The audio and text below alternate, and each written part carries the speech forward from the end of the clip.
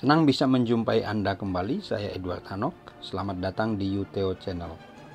Channel yang menghadirkan konten-konten teologi di ruang digital Anda semua, termasuk bahasa Ibrani dan bahasa Yunani. Pada saat ini saya akan membahas kata benda deklensi kedua dan deklensi ketiga, khusus terkait dengan kata benda jenis neuter. Sebelum kita membahas kata benda tersebut, saya mengajak Anda untuk melihat beberapa ayat dari Injil Matius pasal 10 ayat 16 sampai 23 berikut ini sebagai pemanasan atau sebagai warming up, dan ini bisa dijadikan juga sebagai latihan untuk membaca teks-teks Perjanjian Baru. Matius 10 ayat 16 sampai dengan ayat yang ke-23. Ini bisa saudara baca nanti di teks atau di Alkitab digital Anda semua, atau di Alkitab cetak Anda, baik itu UBS 5 atau Nestle Aland. Dan berikut ini juga adalah beberapa daftar kosakata yang saya cantumkan. Ini juga penting bagi Anda untuk bisa menambah perbendaharaan kata, khususnya terkait dengan kata benda deklensi kedua dan ketiga neuter. Nanti pada bagian berikut akan saya berikan tambahan kosakata deklensi ketiga neuter. Dan dari sini kita bisa melihat ada kata biblion sampai dengan kata eidolon. Biblion itu berakhiran dengan on, dan ada kata sandang di sana to, juga eidolon berakhiran dengan on, ada kata sandang to. Jadi ini semua adalah daftar kata benda deklensi kedua neuter. Ini belum deklensi ketiga. Ini adalah deklensi kedua neuter yang berakhiran dengan on. Kalau saya katakan berakhiran dengan on, berarti ini adalah kata benda yang memang diambil dari entry kata pada kamus bahasa Yunani atau leksikon bahasa Yunani yang mencantumkan kata benda nominatif tunggal. Pada pelajaran lain saya pernah menyinggung soal beberapa unsur mengenai kata benda, dan ini sangat penting tentu. Dalam kesempatan ini saya akan tetap menyebutkannya sebagai sebuah hal yang tentu mengingatkan kembali atau menyegarkan kembali supaya pemahaman kata benda itu semakin baik. Dalam kata benda itu ada 4 unsur yang sangat penting yang menolong Anda untuk menguasai atau mampu mendeteksi dan membuat analisis terhadap kata benda itu. Pertama adalah soal deklensi. Deklensi sederhananya dipengerti sebagai sebuah kelompok kata perubahan. Jadi kalau kelompok kata deklensi 1, perubahannya mengikuti deklensi 1. Deklensi 2, perubahannya mengikuti deklensi 2. Deklensi 3 juga begitu. Jadi ada deklensi 1, deklensi 2, dan deklensi 3. Tentu masing-masing punya ciri khas, punya akhiran. Deklensi 1 berakhiran A dan E. Deklensi 2 berakhiran dengan pangkal kata O atau os biasanya. Deklensi 3 ini ada vokal ypsilon, iota, dan vokal rangkap eu. Ini adalah deklensi ketiga. Nah, kita lihat di sini di dalam tabel berikut karakteristik akhirannya. Di sini ada os, deklensi 2 ada S, ada on. Deklensi 1 ada A, ada E, deklensi 3 ada os, ada is, dan ada eus. Unsur kedua dari kata benda selain deklensi adalah soal jenis, genus. Ada 3 jenis kata benda: maskulin atau biasanya siglumnya adalah M, feminin siglumnya adalah F, dan neuter siglumnya adalah N. Perhatikan juga di sini kita lihat dalam tabel karakteristik akhiran. Yang saya maksud di sini adalah nominatif tunggal, masing-masing pada nominatif tunggal. Maskulin dengan os, es, eus. Lalu feminin dengan a, e, is.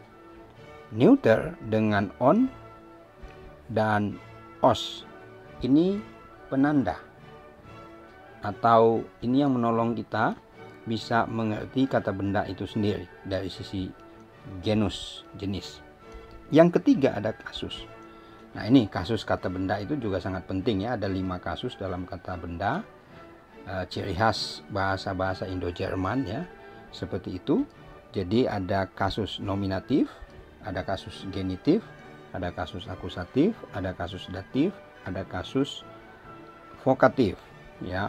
Nominatif itu subjek, fungsinya menunjuk pada subjek, tapi juga ada fungsi lain, nanti bisa kita lihat di dalam soal gramatika atau tata bahasa. Kemudian datif, genitif itu ada fungsinya sebagai kepemilikan, milik, dan sumber. Lalu datif itu bicara tentang objek tidak langsung atau lokatif, lokasi, atau juga bisa instrumen. Akusatif itu adalah penanda objek langsung, vokatif itu adalah sapaan atau seruan.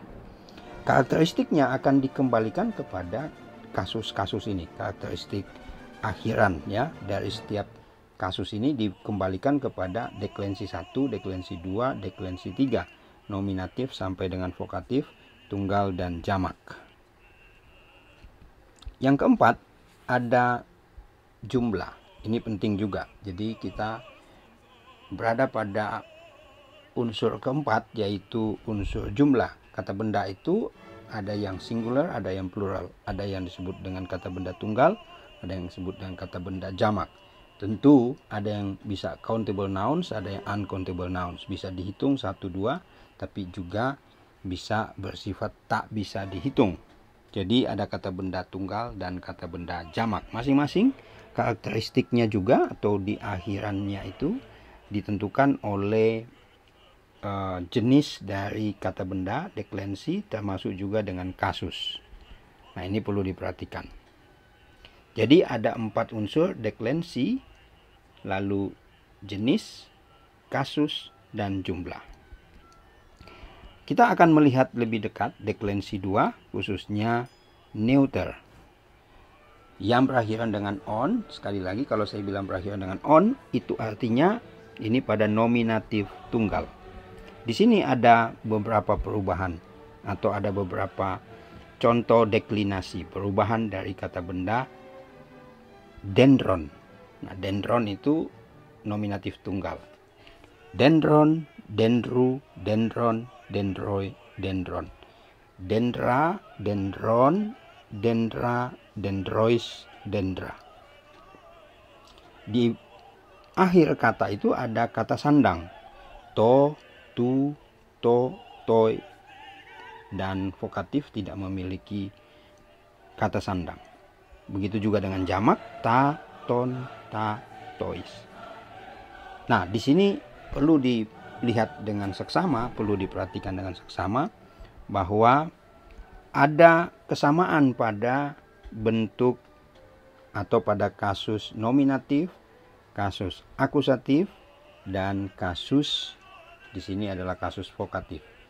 Pada kata benda deklensi kedua dan deklensi ketiga neuter, kasus nominatif tunggal, nominatif jamak, akusatif tunggal, akusatif jamak, vokatif tunggal, vokatif jamak memiliki kesamaan akhiran on dan a. Misalnya tadi dendron, maka dendra. Jadi pada 3 kasus itu sama akhirannya. Kita lihat deklensi ketiga. Nah, deklensi ketiga di sini akan kita lihat bersama-sama yang berakhiran dengan os. Jadi os itu bukan saja deklensi kedua maskulin, tapi ada deklensi ketiga neuter. Karena itu nanti ada kosakata tambahan, bisa dicermati baik-baik tambahan pada kosakata itu. Nah, di sini ada tambahan juga awalan penentu atau kata sandang, definite article, to, ta, tu, ton, to, ta, toi, tois. Tapi dalam kasus nominatif tunggal, kasus akusatif tunggal, kasus vokatif tunggal, dan nominatif, akusatif, vokatif jamak itu memiliki kesamaan. Pada bentuk tunggal, etnos, lalu etnus, lalu etnos. Akusatif dan nominatif sama, datifnya adalah etnei, lalu vokatifnya etnos. Coba perhatikan jamaknya. Etne, etnon, etne, etnesin, etne. Jadi di sini pada kata benda deklensi 3 yang berakhiran dengan os neuter ini, jadi tidak sama dengan deklensi 2 yang berakhiran dengan on neuter. Yang berakhiran dengan a di sini berakhiran dengan e untuk jamak, eta. Jadi ta etne, ton etnon, ta etne, tois etnesin. Kalau kita ketunggal, to etnos, tu etnus, to etnos, toi etne. Nah, satu hal yang perlu diperhatikan adalah bahwa kata benda deklensi 3 neuter, entry kata di dalam kamus atau leksikon bahasa Yunani itu selalu mencantumkan bentuk atau akhiran dari genitif tunggal. Misalnya etnos, nanti di akhirnya itu adalah us. Us tulisannya tapi dibaca us. Us. Lalu ada juga biasanya kamus yang standar itu akan mencantumkan kata sandang atau definite article to, supaya si pembaca, pengguna kamus mudah untuk mengidentifikasinya. Sekarang kita lihat kosakata tambahannya. Berikut ini adalah kosakata tambahan. Tadi saya bilang entry kata itu sangat penting ya. Di sini ada entry kata batos, lalu batus itu genitif tunggal. Jadi ini penting sehingga kita ketika membaca kamus atau melihat apa arti dari kata itu atau mengidentifikasi kata benda tertentu di dalam teks perjanjian baru, kita dibantu oleh identifikasi ini sehingga kita tidak bimbang, tidak bingung apakah ini maskulin, deklensi 2 maskulin berakhiran dengan os, atau deklensi juga yang lain yang berakhiran dengan os itu ada feminin. Tetapi kalau kita lihat langsung os lalu ada tambahan akhiran genitif tunggal di belakang us seperti ini, batos, batus, lalu ada definite article kata sandang to, kita sudah mampu memberikan penilaian atau asesmen. Oh, ini adalah kata benda deklensi ketiga neuter. Genos, genus, etnos, etos, etus, eleos, eleus, etos, etus. Lalu di sini ada kratos, ada kratus, dan seterusnya sampai pada heilos, heilus. Dan di belakang biasanya ditambahkan dengan kata sandang, definite article. Nah, di sini tentu kita bisa lihat ya, saya kembali ulangi ini. Misalnya etnos, etnus, etnos, etnei, etnos. Etne, etnon, etne, etnesin, etne. Lalu di samping itu ada tambahan. Tambahan apa? Itu adalah tambahan awalan penentu atau kata sandang. Sekarang kita lihat latihan. Dalam Matius pasal 10 ayat 22 ada kata kai eseste mizumenoi hupo panton diato onoma mu ho de hupo meinas eis telos hutos sote setai. Nah, di sini ada kata eis telos, ada telos. Perhatikan baik-baik kata telos ini. Nah, telos ini kalau kita lihat analisisnya adalah deklensi ketiga neuter akusatif tunggal. Nah, tahu dari mana kalau ini adalah neuter akusatif tunggal? Tentu kita ingat bahwa kata benda ini kalau os atau neuter itu baik on dan os, berakhiran on dan os, selalu sama pada 3 kasus. Nominatif tunggal, nominatif jamak, akusatif tunggal, akusatif jamak, dan vokatif tunggal, vokatif jamak. Jadi untuk memudahkan kita bisa katakan oh ini adalah 3-3-nya dulu. Nanti baru kita lihat Apakah ini lebih spesifik kepada nominatif atau kepada akusatif atau kepada vokatif. Tapi sebagai pembelajar bahasa Yunani atau sebagai seorang ekseget atau seorang yang tentu belajar bahasa Yunani dengan tekun, tahu bahwa dalam hal ini adalah akusatif tunggal. Tahu dari mana? Ya mudah sekali, karena ada tambahan eis, preposisi atau kata depan eis. Jadi kata depan eis itu selalu atau paling banyak dirangkai dengan atau dihubungkan dengan kata benda berkasus akusatif. Jadi tidak mesti ya ini neuter, tetapi bisa juga maskulin, bisa juga feminin. Dan dalam hal ini telos, eis telos itu artinya adalah sebuah, eis telos itu adalah sebuah pengertian yang menunjuk kepada sebuah kenyataan di mana akhir itu sudah bukan lagi sedang menuju akhir, tapi sudah berada di dalam sebuah akhir. Jadi telos itu adalah akhir ya. Artinya dengan hadirnya preposisi eis ditambah dengan kata benda akusatif tunggal, itu sudah jelas memiliki arti masuk ke dalam. Tetapi kalau kita mengidentifikasi, eis di sini menolong kita untuk mengerti bahwa kata benda ini adalah akusatif, baik itu tunggal maupun jamak. Nah, berikutnya kita lihat juga ada contoh yang lain, itu ada pada kata teikus. Teikus. Ini dalam Kisah Para Rasul pasal 9 ayat 25. Nah, di sini perlu dilihat teikus ini, teikus. Apakah teikus ini adalah kasus yang lain? Tetapi kalau kita cermati ya, ini adalah kasus apa? Ini adalah kasus genitif tunggal. Masih ingat ya, etnos, etnus. Kalau begitu, ini berasal dari kata teikos. Ini berasal dari kata teikos.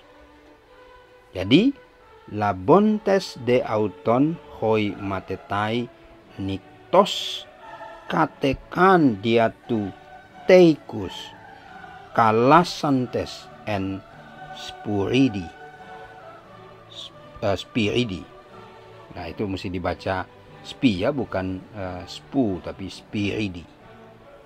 Nah, teikus ini genitif.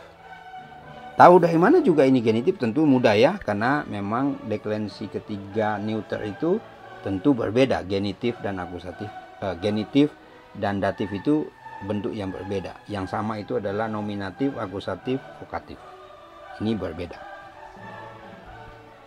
Nah, ini adalah deklensi ketiga, genitif tunggal dari kata teikos. Teikos dalam hal ini adalah berarti tembok. Selain kita tahu ini adalah genitif karena dari akhiran, kita juga bisa lihat situ ya, ada kehadiran dia, preposisi dia. Preposisi dia ini melalui ya, seru. Sering juga dirangkai, paling banyak dirangkai dengan kata benda berkasus genitif. Oke, ini saya kira bisa dilatih ya, bisa berlatih untuk membuat deklinasinya. Deklinasi dari kata telos, pengajaran, dan teikos, tembok. Jadi ke dalam kotak ini, ke dalam tabel ini. Silakan berlatih. Telos pengajaran dan teikos atau teikus ini berarti tembok. Sekian penjelasan malam ini, sampai berjumpa kembali dalam penjelasan bahasa Yunani, baik kata benda, kata sifat, kata kerja dalam pelajaran-pelajaran dan pertemuan berikutnya. Sampai jumpa.